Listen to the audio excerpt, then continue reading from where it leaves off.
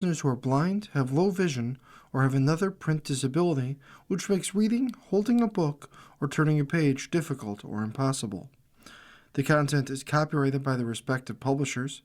For more information, please visit us on the web at nfradioreading.org. Around Our Area continues now on the Niagara Frontier Radio Reading Service. Your reader for this hour is Sally Herzog. We go to our first paper, the Orchard Park Bee. Our first article, Orchard Park Recreation hosts Winter Bounce Day at Activity Center. This is by Emma McGillicuddy. Orchard Park Recreation hosted its second annual Winter Bounce Day on Saturday, January 3rd at the Orchard Park Activity Center, welcoming hundreds of families for a full day of indoor recreation during the winter season. The Activity Center, located at 4600 California Road, was filled with inflatable bounce houses, obstacle courses, and slides arranged throughout the multiple gym spaces. Families registered for one of 3 scheduled sessions, allowing participants to rotate through activities in a structured setting.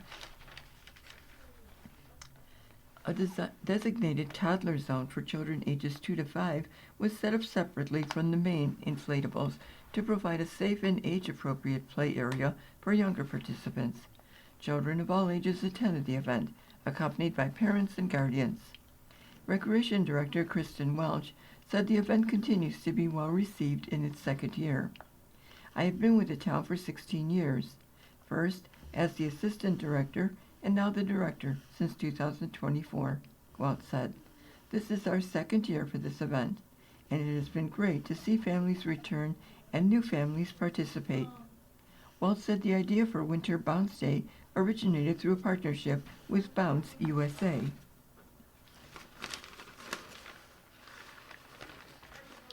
This event came about as an idea from Mike Miller, owner of Bounce USA, who supplies the bounce obstacles, she said. He was familiar with our community activity center from working with us on rentals for other programs year-round. Assistant Director Adam Hull said the program has continued to draw strong participation from the community. This is the second time we've held the event, and the response has been very similar to the first year, Hull said. We continue to see strong participation, and families seem to enjoy having an indoor option like this during the winter. Hull estimated total attendance at approximately 500 people throughout the day, including adults, with about 350 children participating in the activities. According to Welsh, one of the most rewarding aspects of the event is the interaction between children and adults. My favorite part of this event is seeing parents and caregivers playing alongside their kids on the bounce obstacles, Welch said.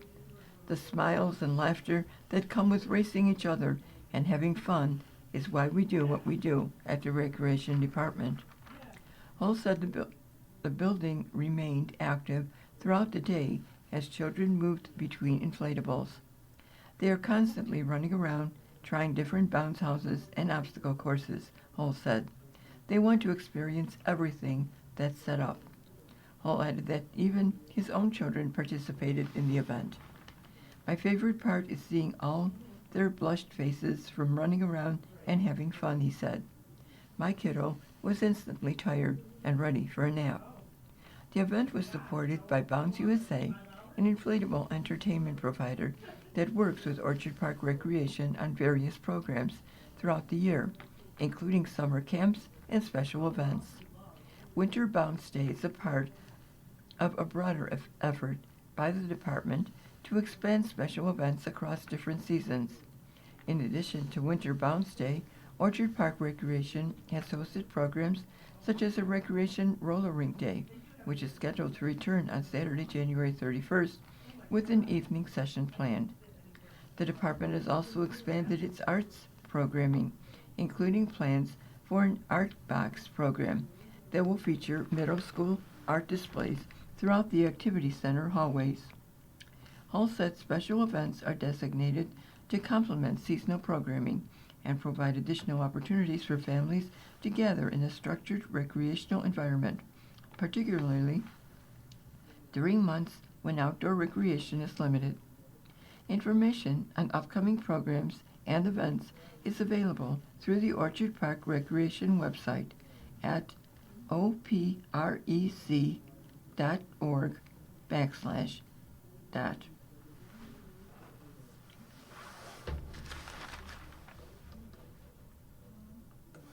Frozen Chosen 5K returns for 8th year. This is by Joseph Clenard. Despite harsh winds and snowy conditions all winter long, the Frozen Chosen 5K is once again returning to Orchard Park at 10 a.m. on Saturday, January 24th at St. John's Lutheran Church, located at 4536 South Buffalo Street. One of my friends told me about a 5K that they did during the winter, said Mike Brinkerhoff, who organized the event. We decided to try it out a while ago, and people absolutely loved it. It's cold, it's a friendly environment, and you truly never know what you're going to get out of the experience. Each year, the Frozen Chosen 5K brings together roughly 200 people and raises money for Family Promise of Western New York, which is a nonprofit organization that is committed to keeping families together during their time of homelessness. It is one of only 3 emergency shelter providers in Erie County that solely focus on keeping families together during the crisis. It means the world to be able to help out such a great organization, said Brinkerhoff. The wintertime is always horrible to go without a place to live or any steady shelter, let alone having a family of multiple people who might have to get split up. This organization felt right because it is all about the family stuff that we do at St. John's. And if we can contribute to helping people make sure they have a safe and warm place to stay with their family, then I'm happy to help. During the event, attendees can choose to either run or walk around the course in Green Lake Park before returning to the church to enjoy food, drink, and fellowship. At the end of the event, many awards will be given out to individuals based on their times, including overall male and female, top male and female masters, and top 3 age groups finishers, which includes the groups 14 and under, 15 to 19, 20 to 24, 25 to 29, 30 to 34, 35 to 39, 40 to 44, 45 to 49, 50 to 54, 55 to 59, 60 to 64, 65 to 69, 70 to 74, and 75 and above. Registration for the event is 9 a.m. before the race starts, or early packet pickup and registration can be done from 5 to 7 p.m. on Friday, January 23rd. I look forward to this exciting event every year, said Brinkerhoff. I love to see the people come out, the looks on their faces, people running in t-shirts when it's freezing cold and I have to crunch the water at the water stop so it doesn't turn into ice. It's great to see so many people come out in support of this charity, and I always love to see people putting up with the weather conditions. Registration for the event before or on January 11th is $15 for participants ages 19 or $30 for 19 and over. Registration after January 11th is $20 for under 19 and $35 for 19 and older. However, shirts are only available to those who register before January 11th. For more information or to register for this event, visit https://runsignup.com. Race NY Orchard Park Frozen Chosen. Orchard Park Lions Club offers holiday service. This is by Emma McGillicuddy. The Orchard Park Lions Club carried on several long-standing holiday service efforts this season, including its annual Christmas food baskets for the Needy Project, donation to local food assistance programs, youth engagement through the Peace Poster Contest, and gift deliveries to senior residents. The Lions assembled and delivered 85 Christmas food baskets to families in the greater Orchard Park area, a number consistent with past years.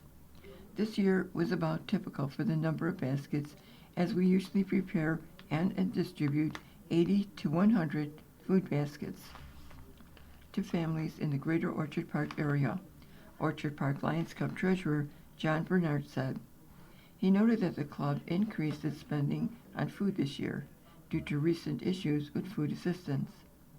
The club put extra funds into the activity to purchase additional food items and to make sure to include items for dessert and longer time storage, he said. Bernard said the delivery portion of the program continues to have a strong impact on volunteers. I've been involved in this effort for almost 40 years, and each year I'm touched by it and the appreciation the folks offer when we deliver such basic needs, he said. He described seeing a wide range of circumstances when delivering the baskets. This is from delivering to a family where you notice a little furniture in the house, and the young children are so thrilled with cans of food, fresh fruit, and a dinner meat, to the elderly senior who accepts the food shyly, but then wishes to just chat and talk, he said. The club also made a donation to the Bread of Life Outreach Center, a local volunteer-run organization that provides food assistance throughout the year. Bernard said supporting local groups carries special meaning.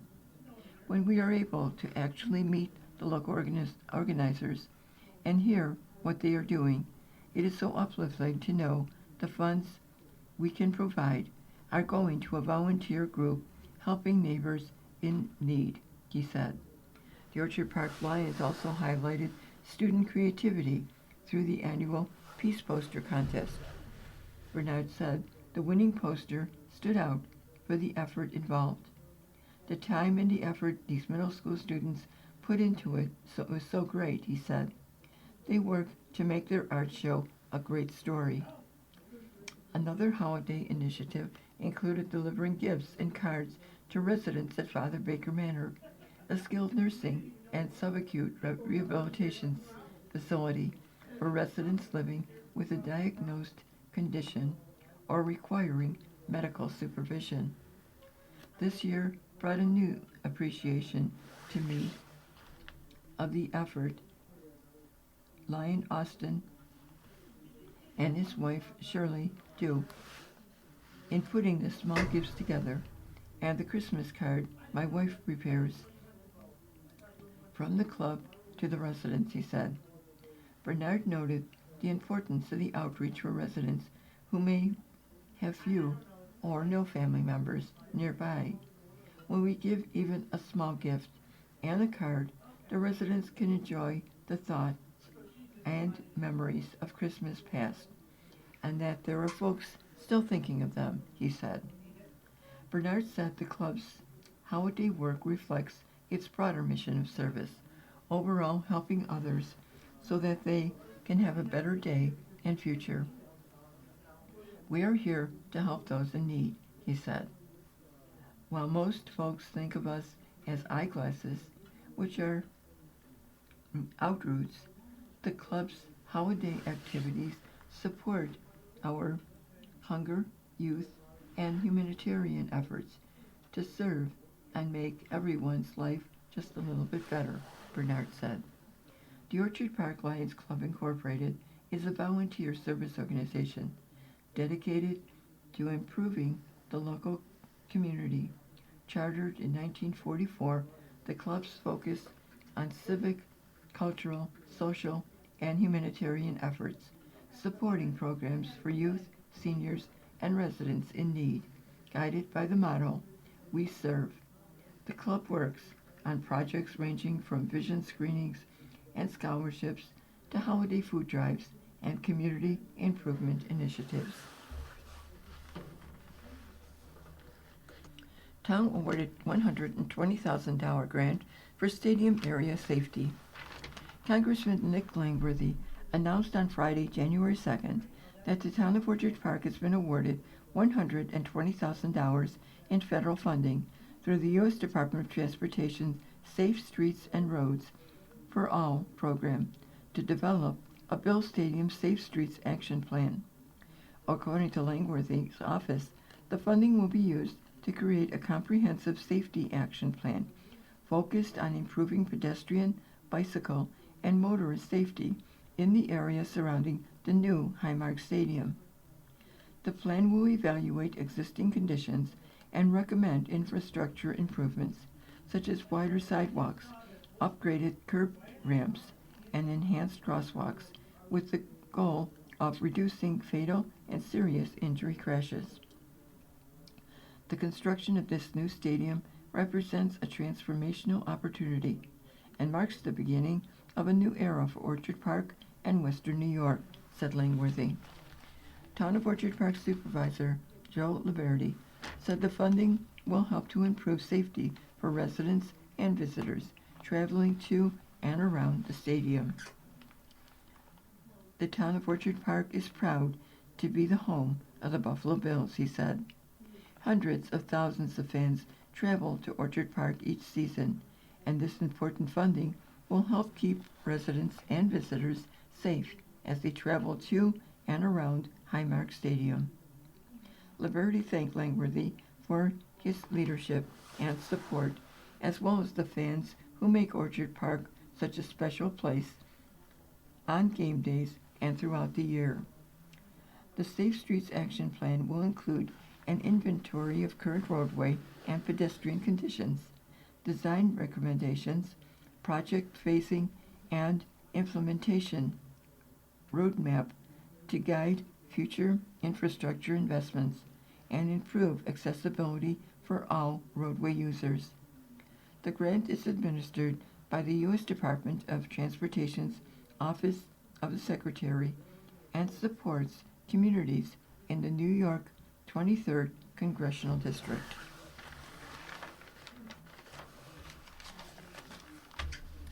And before we move to our next paper, we'd like to tell you you're listening to Around Our Area on the Niagara Frontier Radio Reading Service. And we move on to the East Aurora Bee. This is the Thursday, January 8th, 2026 edition.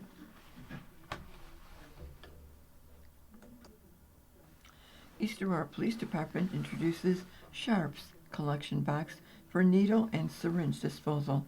This is by Rachel Ross.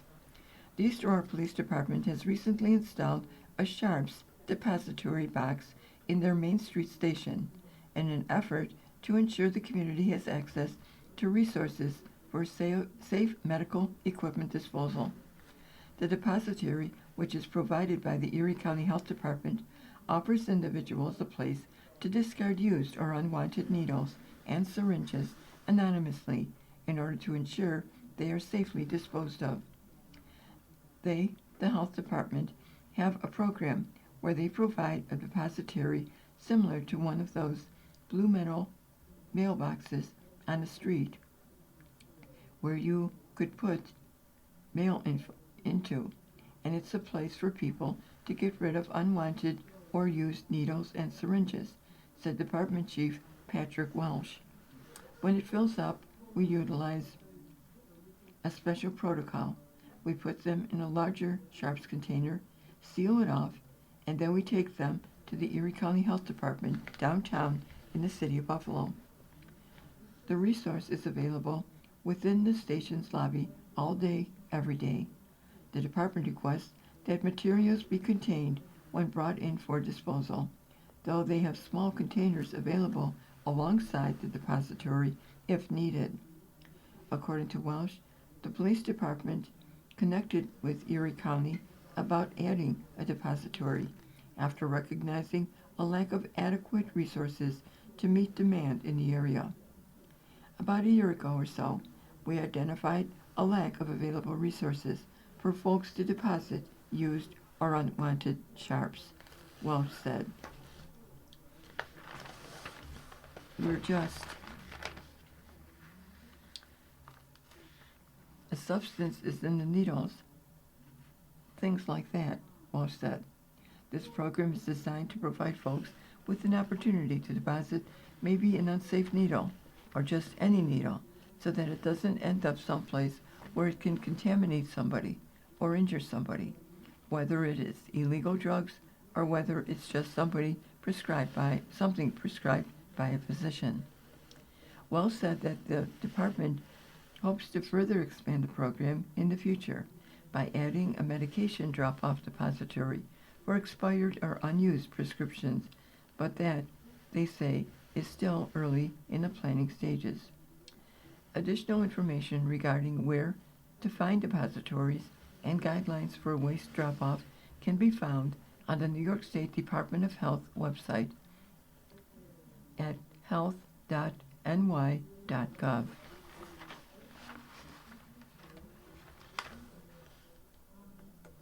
Lorigo slams county legislature's proposal for bar drink lid requirement, a serious question about priorities.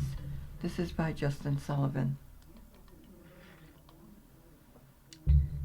After a resolution proposed by Democrat Erie County legislator Tasha St. Jean Tard that would require bars and nightclubs in Erie County to provide drink lids to any patron that requested, failed 7-4 last month. Legislator Lindsay Lorigo, who represents the county's 10th district, is speaking out about the proposal, adding that another mandate on small businesses is the last thing the legislature should be focusing on. All 4 Republican members of the legislature, including Lorigo, voted against the proposal, alongside 3 Democrats. This proposal raises a serious question about priorities, Lorigo, who was recently re-elected to a second-year term, said. Restaurants and bars across Erie County are closing their doors because it's already incredibly difficult to do business in New York State. She continued, the last thing we should be doing is adding another requirement, another cost, or another mandate on small business owners.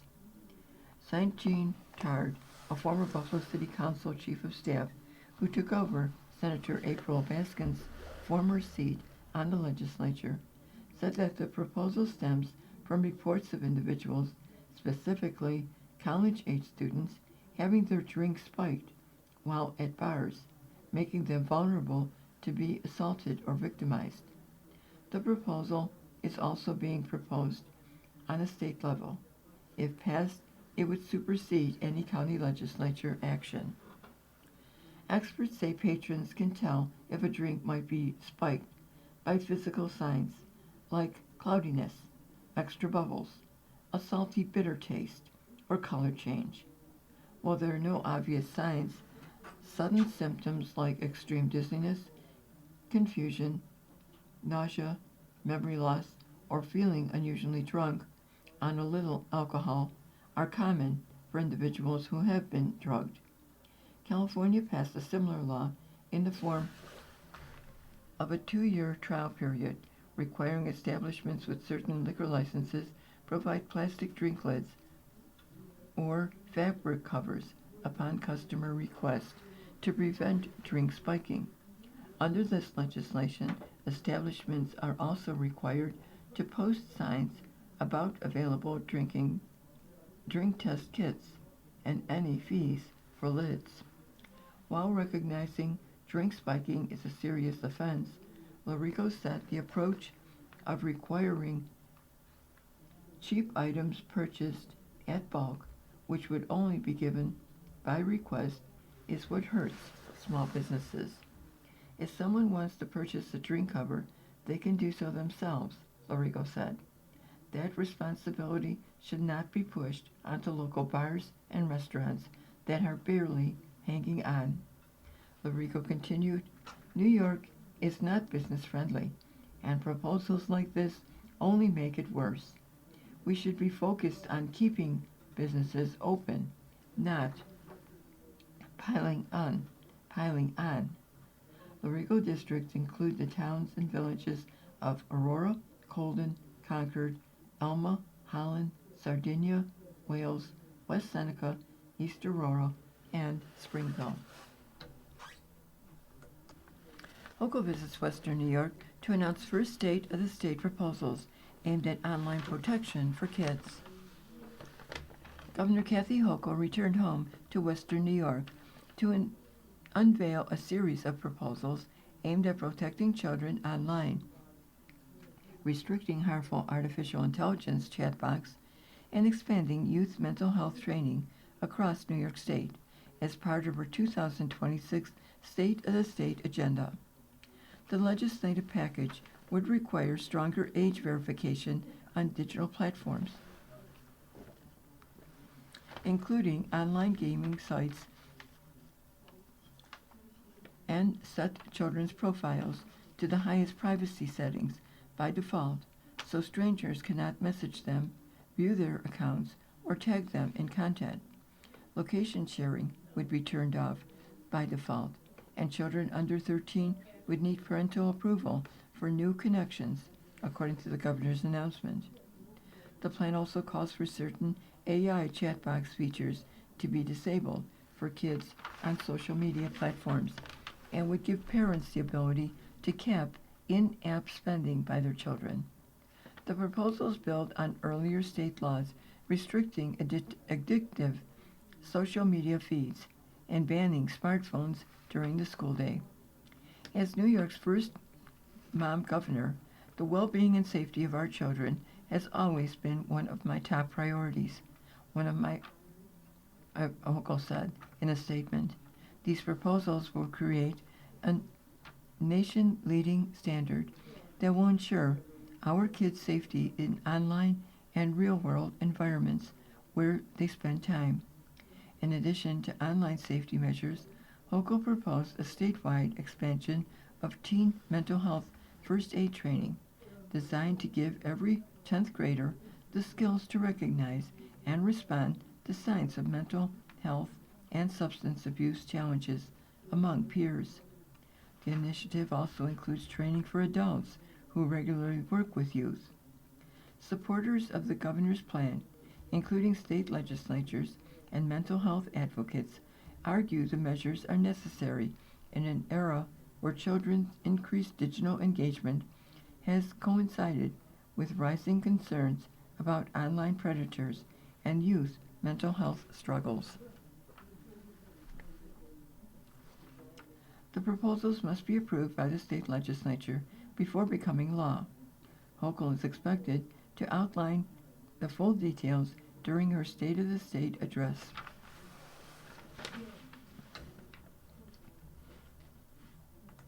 IRS increased standard mileage rate for employees.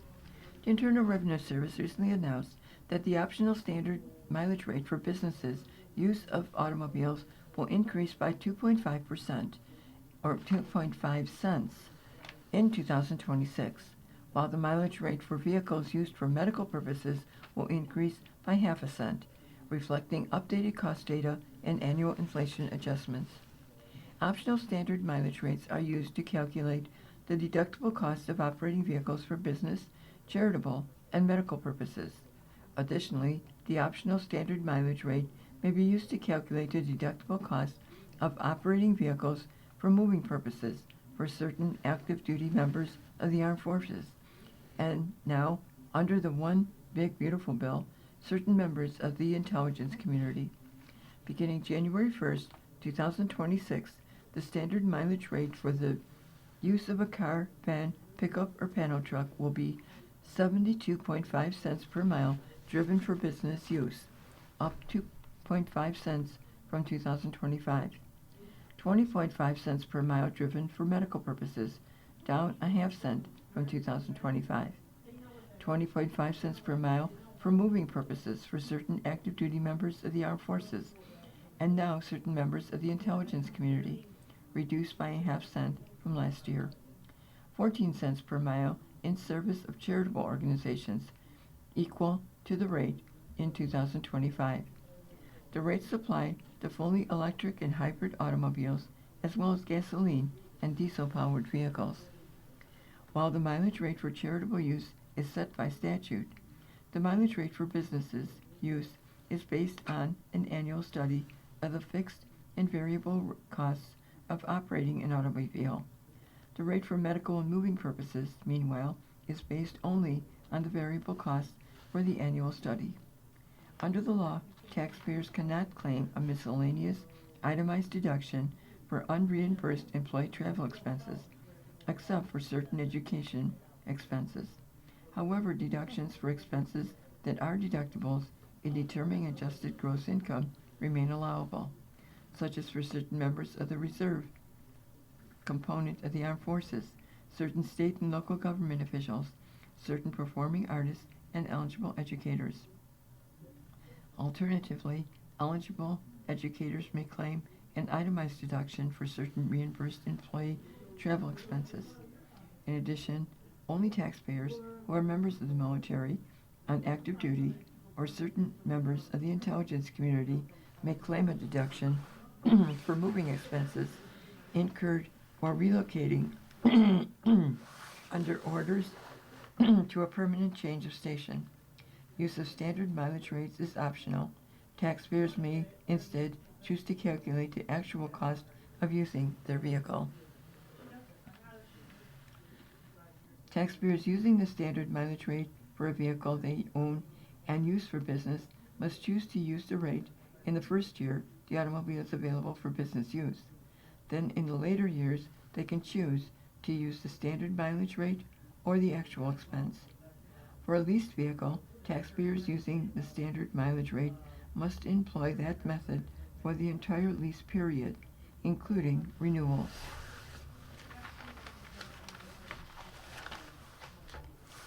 And before we move to our next paper, we'd like to tell you you're listening to Around Our Area on the Niagara Frontier Radio Reading Service.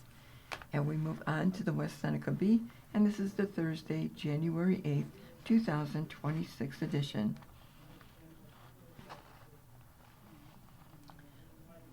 Our first article, Mahalik sworn in as town judge. This is by Eric Kepler. In a short ceremony in front of family and friends, Democrat Paul Mahalik Jr. was sworn in last Tuesday for a 4-year term as West Seneca's newest town justice. I'm honored and very excited to start, Mahalik said. I'm looking forward to serving the town. I know I can do a good job, and I know how important the job is to residents. I learned that when I was walking through the neighborhoods, and I met a lot of great people, and now I'm looking forward to serving them. He and his wife, Christine, both lifelong West Seneca residents, have 4 children, Lila, Christopher, Charlie, and Leo. West Seneca Democratic Chairwoman Amy Kobler opened the ceremony with the opening remarks, and the Mahalik children then led the Pledge of Allegiance. Erie County Family Court Judge Jeffrey Harrington delivered the invocation, followed by remarks from Erie County Democrat Chairman Jeremy Zellner and Congressman Tim Kennedy. Harrington then administered the oath of office to Mahalik. Local judges have a profound impact on people's lives, often at their most vulnerable moments. And Judge Paul Mahalik understands that responsibility deeply. With more than 2 decades of experience on both sides of the courtroom, he has seen how the justice system affects people from every walk of life, and he brings that understanding with him to the bench. He knows that each person who enters the courtroom carries their own story, and that requires meeting people where they are with fairness, empathy, and respect. Kennedy said, I am confident that Judge Mahalik will honor the trust placed in him and serve the people of West Seneca with integrity and compassion. In November's only contested race in West Seneca, Mahalik defeated Republican incumbent Chelsea McDonald. Mahalik had 51.04% of the vote with 4,779, while McDonald had a 48.91% with 4,579, according to the Erie County Board of Elections. We are incredibly proud to celebrate and be part of the swearing-in ceremony of Judge Paul Mahalik Jr., said Kobler.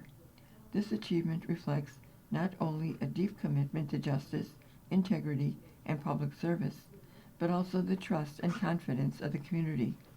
We congratulate Judge Mahalik on his well-deserved honor and look forward to the positive impact he will continue to make through thoughtful and fair dealership on the bench. Mahalik has experience both as an Erie County prosecutor and as a defense counsel. It's a life experience and work experience, Mahalik said. I actually didn't think about it much until I sat on the bench with my co-judge, Judge John Minier, and I saw the caseload. I hadn't sat through a town court since I was an assistant district attorney, so I realize what's involved, but I'm confident enough to make the decisions that have to be made.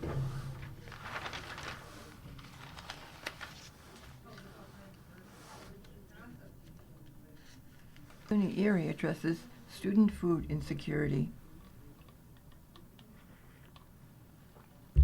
SUNY Erie Community College will soon offer expanded food security resources for students after being selected as part of the State University of New York's system-wide Basic Needs Initiative, SUNY officials announced last Friday.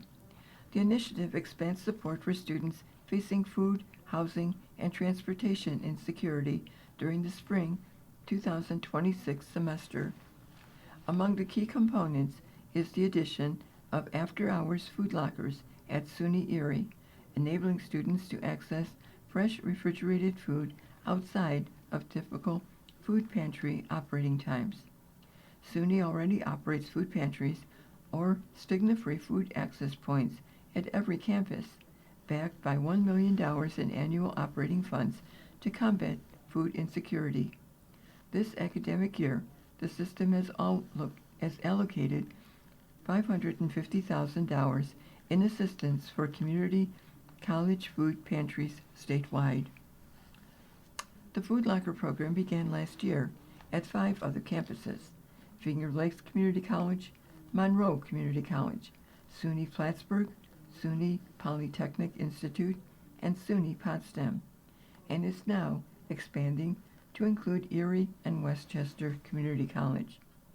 Every student deserves to succeed without worrying about where their next meal comes from, Chancellor King said in a statement announcing the expanded program. By meeting students where they are and removing barriers like food insecurity, we are giving more New Yorkers a real chance to stay enrolled, complete their degree, and build a stable future. The Basic Needs Initiative also includes efforts to strengthen housing support and transportation access at participating campuses. SUNY Erie's inclusion in the Food Locker expansion underscores ongoing efforts to address barriers that can affect academic success. January is Blood Donor Month. January is designated as National Blood Donor Month in the United States. It is a time to highlight the importance of becoming a blood donor and the impact blood donations have on lives. Due to holiday celebrations, inclement weather, and cold and flu season, the winter months are often a time of reduced donations and an increased risk of blood shortages. National Blood Donor Month celebrates blood donors during this critical time and reminds people the importance of donating blood. According to the Association for the Advancement of Blood and Biotherapies, every day in the U.S., approximately 29,000 units of red blood cells are required in hospitals and emergency treatment facilities for patients with cancer and other diseases, for organ transplant recipients, and to help save the lives of accident trauma victims. In addition, nearly 5,000 platelet units and 6,500 units of plasma are also needed.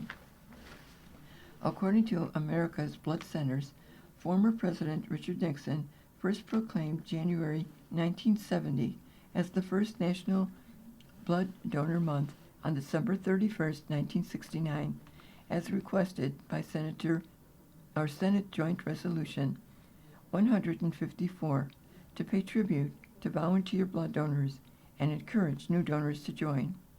This month continues to be celebrated each year to thank America's blood donors and encourage more people to donate blood. Most blood centers strive to maintain an optimum inventory level of a 3-day supply. Due to unpredictable demands, the inventory often fluctuates hourly. When the blood supply drops below a 3-day level, blood centers begin alerting local donors to increase the inventory to a safe operating level. The American Red Cross Western New York region serves 27 counties, including the cities of Binghamton, Buffalo, Corning, Elmira, and Rochester. Everyone knows someone who has had surgery or an unexpected injury or trauma that requires blood products to help the person recover. Blood donation affects everyone in some way or another. You never know when you or a loved one, friend, or the public at large may need donated blood. For whole blood donation, about 0.5 liters of blood is collected. For donation of other blood products such as platelet or plasma, the amount collected depends on your height, weight, and platelet count. The entire donation process, from registration to post-donation refreshments, takes about 1 hour, while the actual donation takes about 5 to 10 minutes. There are also other ways to donate, such as hosting a blood drive, volunteering, and donating money to the American Red Cross and other blood donation organizations. The Western New York chapter, regional headquarters of the American Red Cross, is located at 786 Delaware Avenue in Buffalo. For more information or to donate, call 716-886-7500 or visit them at redcrossblood.org. Connect Life is another local blood and organ donation organization and can be reached at connectlife.org.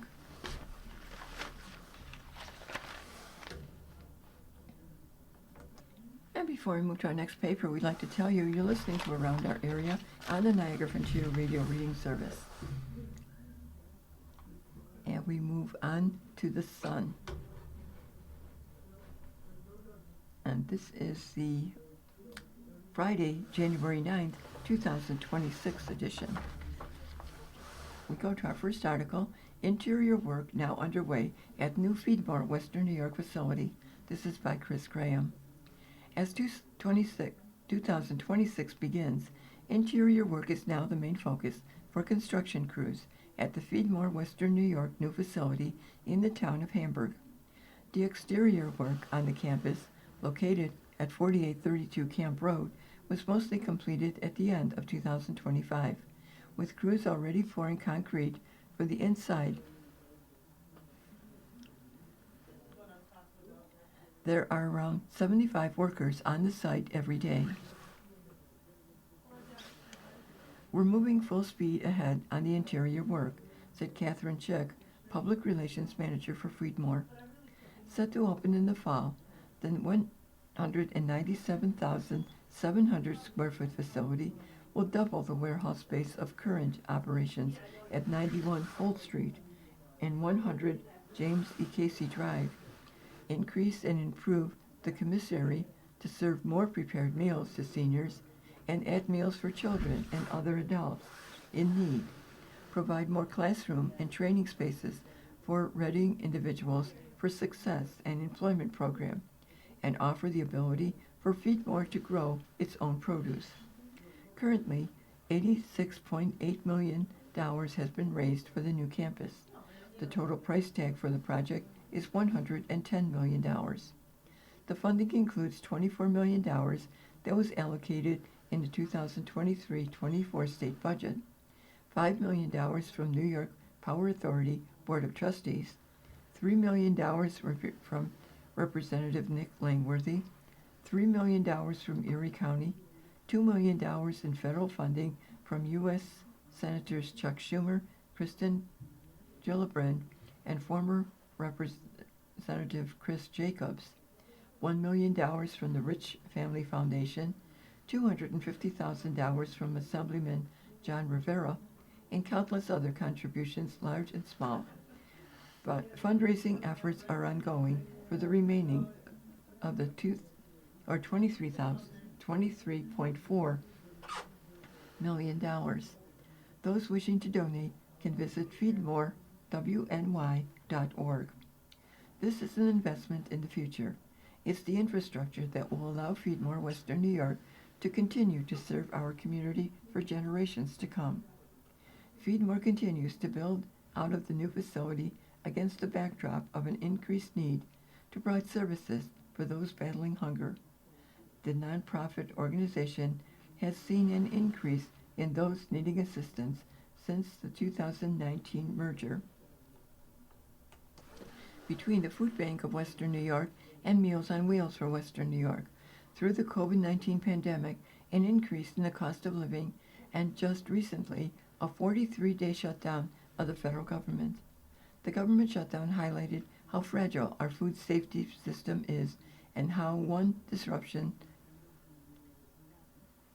can cause an increased burden on our already strained charitable food assistance programs, said Schick, who added that during October and November, when the shutdown occurred, Feedmore was distributing 22% more pounds of food per day.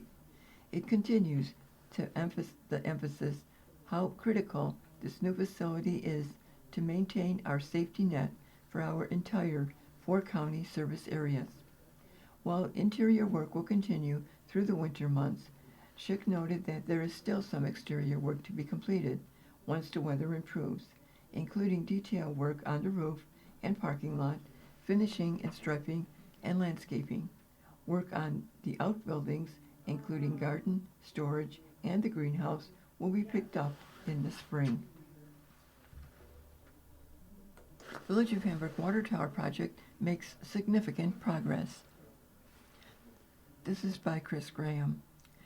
Anyone around the area of Hamburg Middle School has slowly but surely seen the Village of Hamburg Water Tower project take shape, with the planned 180-foot water tower now coming out of the ground for all to see.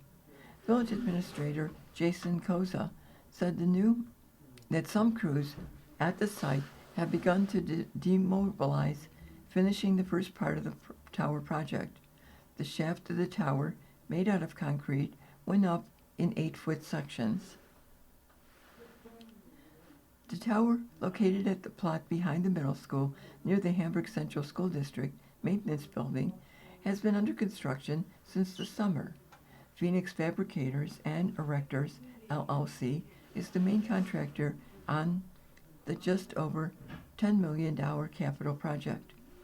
The project will shift to some of the interior work inside the tower. Some of the piping, pumping station, and electrical components can go in, with some exterior site work to be done as well, said Koza about upcoming work on the project. Crews will also begin working on the concrete floor. Having the site work, tower, and inside work in place, the current plan is for the tank to be constructed in July. Koza said construction on the tank could begin in the spring should the weather allow for it. He added that a portion of the tank will be fabricated on the ground, while another portion will be fabricated in the air. The tank, which will be painted white, will also have 2 purple HS of the school district adorned on it. The new tower will replace the village's 2 existing aging water towers. The new tower will hold 1.25 million gallons of water, as compared to 250,000 gallons of water apiece for the existing towers. The plan for what to do with the existing towers is still being determined, with village engineer David Britton expected to provide a study on the existing towers. Koza noted that the several options are still on the table for village officials to ponder, but ruled out the towers being rehabbed for water use, as that's why the new tower was constructed. He added that demolition of one or both of the existing towers is still a possibility. He did add that the only reason I say that is in the long term, commitment to maintaining such a structure is still there. If it remains in place, Koza said, you still need to paint it, maintain it, and make sure it's a safe structure. There's some real dollars and cents tied to maintaining those towers, even if there's no water in them. A decision on what to do with the existing towers is expected this year. The construction of the new tower is phase 2 of a two-phase capital project aimed at improving water quality and increasing fire protection capabilities in the municipality. Phase 1 was the installation of new water lines along Division Street between the middle school and North Street. Once the tower is completed, the lines will connect a new tower site to a main transmission line on North Street. At the completion of the project, the village would like to turn the water system over to the Erie County Water Authority for maintenance. Koza still expects the new tower to be operational in the fall, adding that there may be some carryover items, such as the restoration, that will be completed in 2027. Frontier held an information night on January 14th on the district's proposed SHIELD project. Frontier Superintendent Christopher Switek and Dr. Christopher Thurman, Assistant Superintendent of Finance and Operations, hosted a project information night for the proposed SHIELD, or Safeguarding Health, Integrity, Education, and Laird Deterrence project. The event took place at 6 p.m. Wednesday, January 14th, in the Board of Education room at the Frontier Educational Center. The SHIELD project prioritizes necessary repairs and improvements to keep all Frontier Central School District facilities in optimal condition for years to come. Unlike previous projects that have been focused primarily on new construction, this project is an investment to enhance student safety and strengthen the aging infrastructure across all educational buildings. The $9.03 million project will be funded with zero additional tax impact for Frontier taxpayers. The proposed SHIELD project focuses on upgrading safety and security throughout all district buildings, modernizing critical infrastructure and learning spaces, protecting the value and performance of school facilities, supporting a safe and productive environment for students and staff. The event will provide community members with the opportunity to hear more about the project before the vote. The event was live streamed on the district website. The vote will take place from 7 a.m. until 9 p.m. Tuesday, January 20th at the Christopher J. Switek Falcon Center at 4540 Southwestern Boulevard. SPCA serving Erie County launches adoption special for January. The SPCA serving Erie County is implementing for the month of January a special $25 adoption fee for any animal that is 1 year old or older and has been in the shelter since 2025. By reducing adoption fees to $25, the SPC hopes to inspire the community to open their hearts and homes to these pets. Our goal is to ensure that no animal spends a day longer in a cage or kennel than they have to, says Zach Sprouse, Adoption and Foster Care Manager for the SPCA serving Erie County. Adoptions will take place at the SPCA serving Erie County's West Seneca location at 300 Harlem Road. The reduced fees apply to all animals, including dogs, cats, and small animals. Standard adoption procedures will apply. Each adoption at the SPCA serving Erie County includes a physical exam, spay or neuter surgery, up-to-date vaccinations, a microchip, and a bag of Purina food to help the pet transition into their new home. Prospective adopters are encouraged to visit the shelter during regular business hours or view adoptable pets online at yourspca.org. Funds announced by CMS will support rural hospitals across western New York and the southern tier. Representative Nick Langworthy announced that New York State has awarded $212 million in federal funding for 2026 through the Rural Health Transformation Program, an investment authorized under H.R. 1 and the Working Families Tax Plan, and announced by the Centers for Medicare and Medicaid Services. I'm extremely proud to share that New York will receive $212 million in funding to strengthen our rural hospitals and healthcare systems that serve so many hardworking families in western New York and the southern tier, Langworthy said. This funding is historic, and it will make a real difference for patients and providers across our communities. The Rural Health Transformation Project represents the largest federal investment in rural health care in American history. Established under H.R. 1 and the Working Families Tax Plan, the initiative invests $50 billion over 5 years to expand access to care, improve outcomes, modernize healthcare delivery, and support rural providers nationwide. Rural hospitals are the backbone of healthcare in our communities. Far too long, many rural systems have faced mounting financial pressure, workforce shortages, and access challenges, forcing patients to travel farther for care, Langworthy said. This investment helps change that. CMS confirmed that funding will support initiatives such as workforce development, expanded access to primary and specialty care, improved care coordination, and modern health technology, investments designed to improve outcome in rural communities.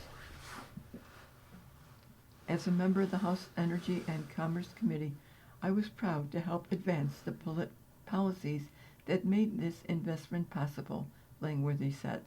This is a critical funding to strengthen the rural hospitals and healthcare systems that serve so many residents of New York's 23rd Congressional District.